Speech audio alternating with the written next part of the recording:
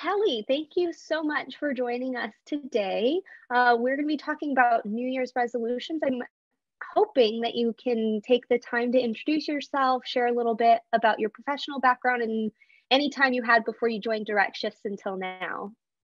Okay. Yep. Thanks, Rachel. And I'm happy to be here and happy to be talking about New Year's resolutions and my spin on it. So I am a licensed clinical social worker. I'm licensed in 3 states: Florida, which is my original state, North Carolina, where I currently live, and then Pennsylvania. So up until my start with DirectShifts, I've been doing a variety of things. My clinical background is predominantly, I would say, contract 1099, doing some different, little bit of every kind of population, to be honest with you, but pretty heavy on children and families. I personally believe that as a clinician, having that fundamental training working with kids has a really diverse clinician. And I just think, I mean, probably biased, but I think that that's the best kind of training you could possibly get is working with kids. Because as a result of that, you really get access to so many different populations. You can't work just with a child. Obviously, you're going to be working with a family, with a parent unit. So parent training, different sort of socioeconomic structures and different stressors and things like that in the family unit. Wow, that's really incredible. And I think you're absolutely right. When you're at the forefront of your career, it is really important to do everything you can to become well-rounded. And that's something that you're really talking about, getting exposed to kids, because it opens so many doors and it gives you a different perspective of analysis and really understanding. You were actually nominated as DirectShift Star Clinician. Tell me a little bit about that for you.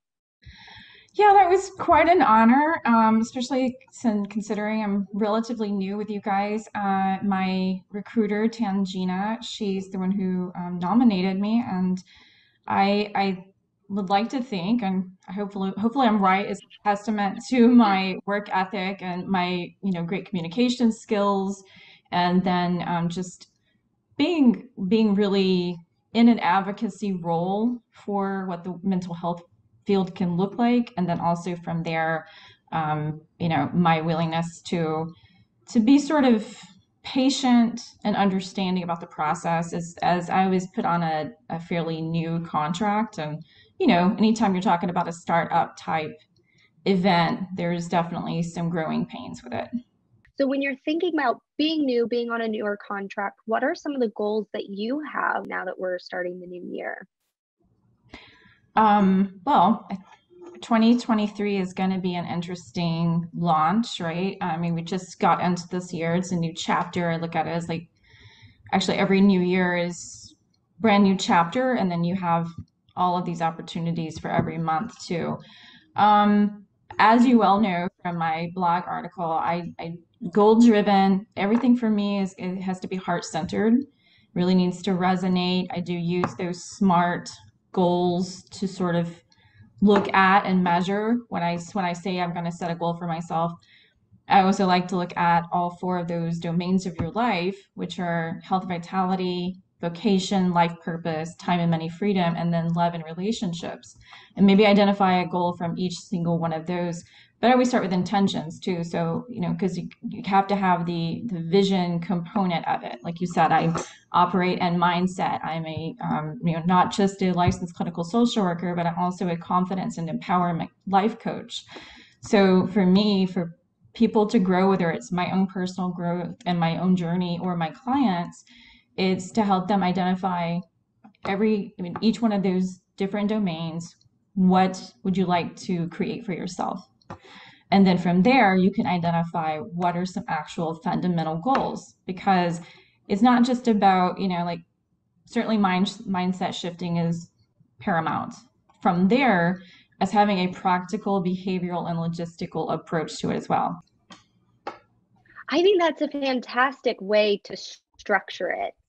Sometimes like you really do need to just look at those four key areas in your life and really evaluate what needs to change and what you can do to get there.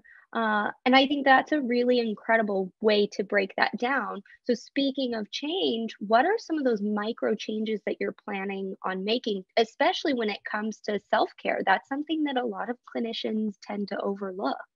As long as you're moving in the direction of where you fairly certain that you want to go, again, like that, that's, it resonates with you. Um, it can look like a variety of different things. It can be, I want to, not just I want to get more or I want to do better or whatever else, because those are so vague. It can really feel overwhelming. Then you also don't really know if you've attained them Right, either, right? Because they're not measurable.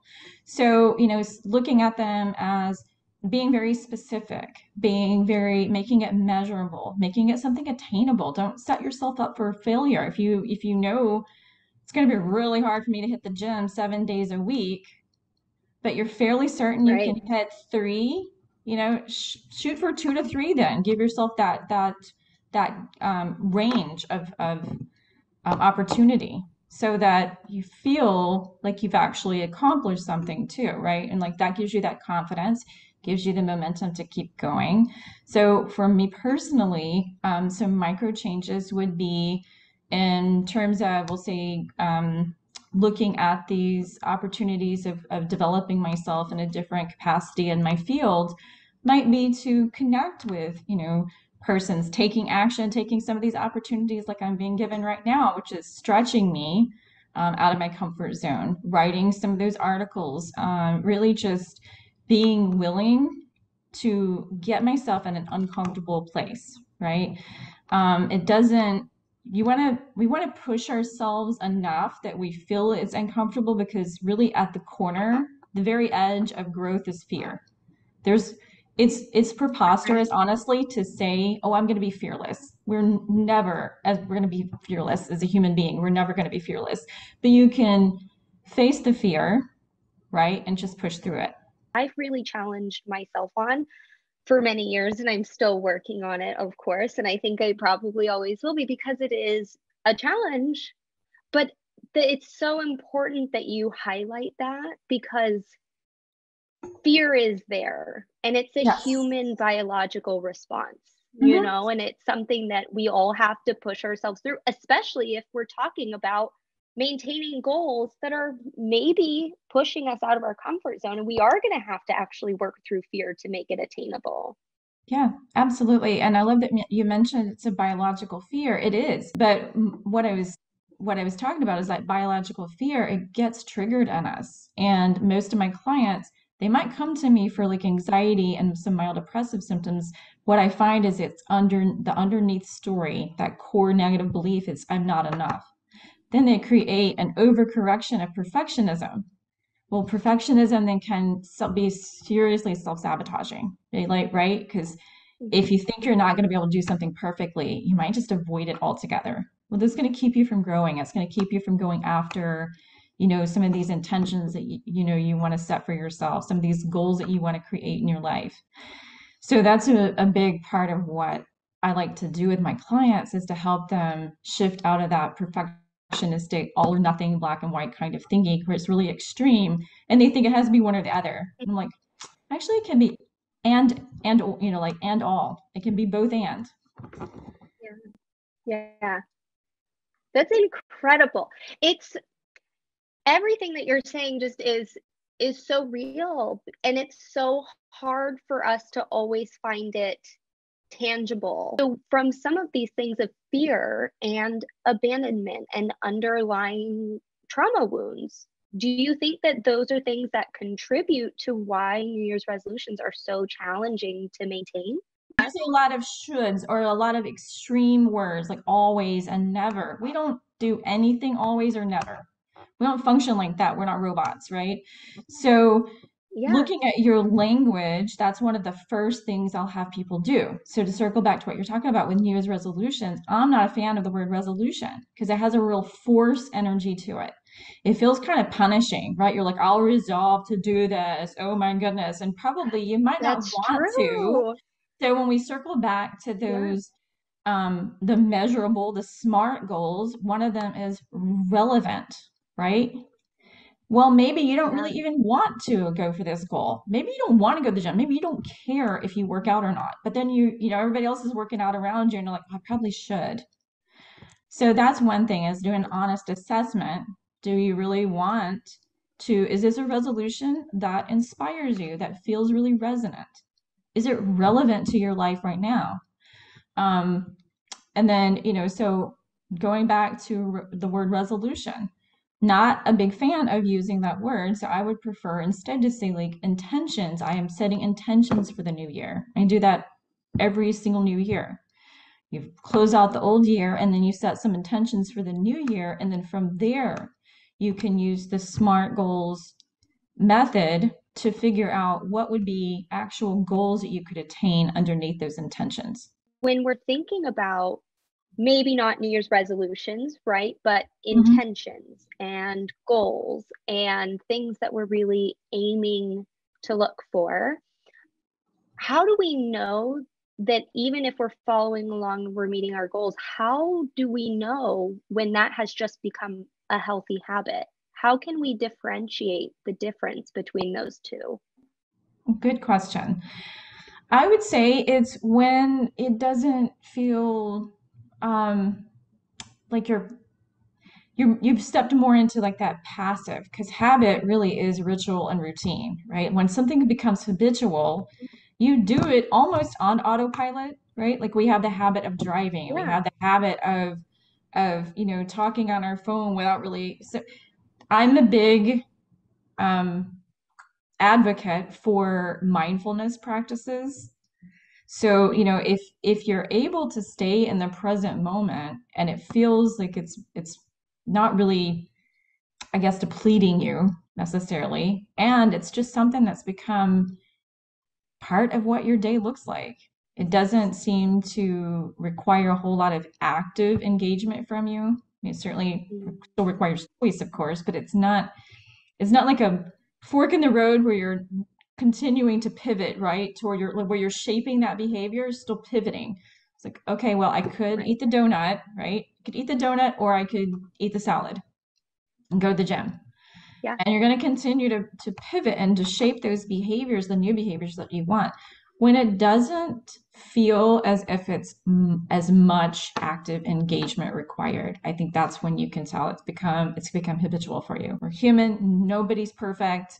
There's going to be some Yeah. area, every single person has an area where they could use a little bit of tweaking, right? Like there's a little bit of Yeah. there's some work to be done there, and that's great. And that's another reason why I am such a strong advocate of people working with a therapist and a coach because we have blind spots, right? Like we're with that is Yeah. habitual. It's on autopilot. We're, in that state, in that sense of the word, we kind of are robots, right? So we're not really noticing what we're doing or what we're saying or, maybe how something isn't functional for us because we've been doing it for such a long time.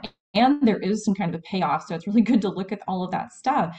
These Working with a Mm. therapist and a coach can help you get clear about what's really standing in the way. It's like, let's bridge the gap. You're here. You want to get here. What all of the things that are getting in the way? So then we can work through those things. You can transform that mindset. Like, I like to think about that one a lot, about how even I can change my own mindset or even just the way I'm communicating with myself to encourage that empathy back to myself.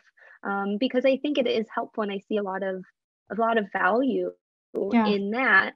But even in my role with DirectShifts, right, really connecting with as many clinicians as I can, making sure that they're taken care of.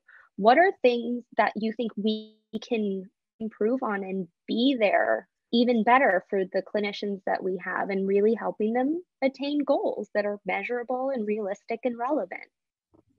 well, I do think I love that you guys are so invested in your clinicians, and it's genuine. Like it doesn't ever appear as it's just something that you say, there's no action behind it.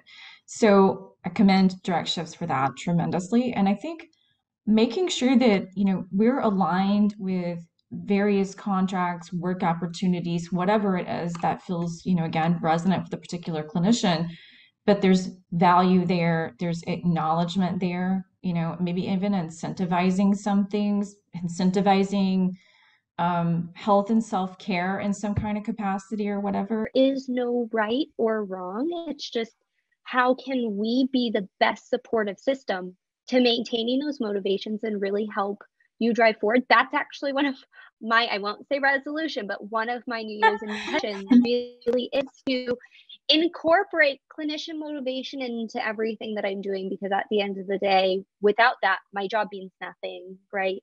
So Right. I'm so appreciative for all of your feedback.